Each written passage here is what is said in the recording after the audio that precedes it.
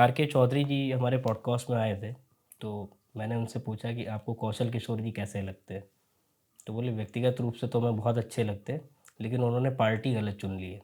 उन्होंने वो पार्टी चुनी है जो पार्टी सिंगरौल को महत्व देती है। उन्होंने वो पार्टी चुनी है जो दलित विरोधी पार्टी है। उन्होंने वो पार्टी चुन ली है जो गरीबों के मसीहा नहीं है। उनका कहना है कि वो उनकी जो पार्टी अंबानी और अदानी को सपोर्ट करती है, जो नीतियाँ बना के लाती है उन लोगों के लिए बना के लाती है। तो मैंने कहा व्यक्तिगत आप बोल क्यों नहीं देते? क्या मैं तो बोलता हूँ वो सुनते नहीं आप। आर के चौधरी के मुंह से ये बातें अच्छी नहीं लगती। नहीं, लेकिन आपकी उन्होंने कहीं बुराई नहीं करी। मैं भी बुराई नहीं कर रहा हूँ। मैंने उनसे बोला सर कुछ तो बोल दीजिए उनके बारे में। बोला वो व्यक्ति ऐसे है ही नहीं।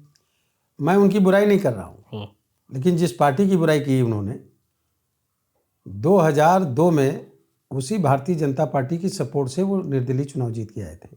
2002 में बीजेपी ने सपोर्ट किया था।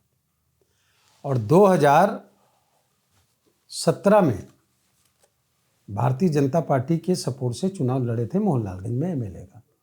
2017 में 2017 में मैं सब ऑथेंटिक बात कह रहा हूँ। हम्म, अगर उनको पार्टी इतनी बुरी लगती है तो सपोर्ट क्यों लिया?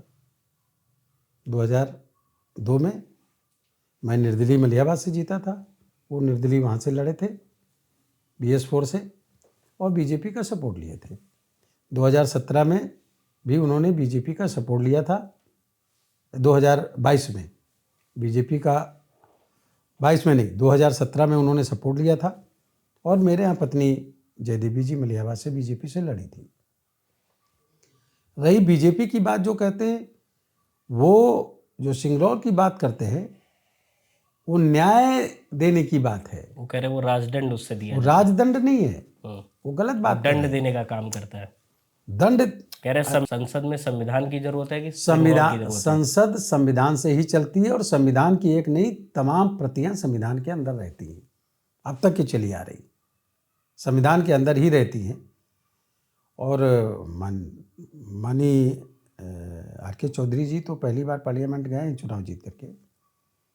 संसद के अंदर जाएंगे तो उनको तमाम प्रतियां मिलेंगी, पार्लियामेंट के अंदर भी, मतलब लोकसभा राज्यसभा में सब जगह।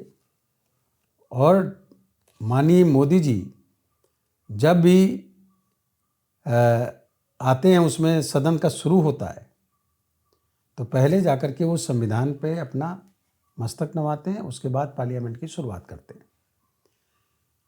माननीय जो राष्ट्रपति महामहिम जी हैं, जब दोनों सदनों का एक साथ संबोधन करती हैं, जो भी राष्ट्रपति रहते हैं, तब भी वो जाकर के पहले प्रधानमंत्री जी संविधान को ही माथे से लगाते हैं, उसके बाद करते हैं।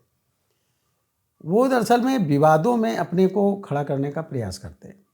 मैं उनका बुराई की नीयत से नहीं कह रहा हूँ। आर के चौधरी जी अपने को उन सवालों को उठाने का काम करते हैं। मैं कह रहा हूँ अगर गलत है तो आपने उनका सपोर्ट क्यों लिया? अच्छा, आर के चौधरी जी आपके मित्र हैं? आर के चौधरी जी से तो मेरी मित्रता रही है। हम लोग एमएलए रहे साथ में और मिनिस्टर भी बने साथ में। वो केंद्र में वो कैबिनेट के बने, मैं राज्य मंत्री बना। और व्यक्तिगत तरीके से मैं आपको बता दूं, मेरा कहने का मतलब ये है कि भारतीय जनता पार्टी, अगर आप गौर करें तो डॉक्टर अंबेडकर का मिशन है, उसको पूरा करने का काम कर रही है बीजेपी की सरकार और आरएसएस। क्योंकि डॉक्टर अंबेडकर का मिशन जातिहीन शोषणहीन समाज की स्थापना है।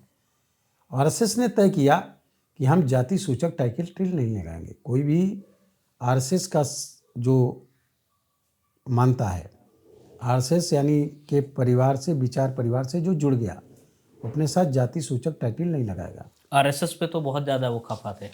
उन्होंने कहा ये मनुस्मृति उनका। देखिए, जब किसी चीज़ के बारे में नज़दीक जाएंगे तभी पता चलेगा। नहीं, आप लोग मिलते होंगे, आप उनको बता सकते हैं। मैं नहीं, मेरी मुलाकात इधर नहीं हुई उनसे, काफ़ी दिनों से नहीं हुई। चुनाव के बाद से इस चुनाव की बात छोड़ दीजिए। वो चुनाव 2014 में लड़े थे और मैं समझ रहा हूँ 14 से मेरी उनकी मुलाकात नहीं हुई। अच्छा, तो 17 में तो आपने सपोर्ट दिलवाया था, आप बता रहे हैं 2017 में। 17 में बीजेपी ने सपोर्ट किया उनको, भारतीय जनता, मैंने नहीं, भारतीय जनता पार्टी ने सपोर्ट किया। भारतीय जनता पार्टी के सपोर्ट से वो चुनाव लड़े। उन्होंने मेरी एक मीटिंग भी नहीं लिया, एक में मेरा समर्थन लिया भी नहीं।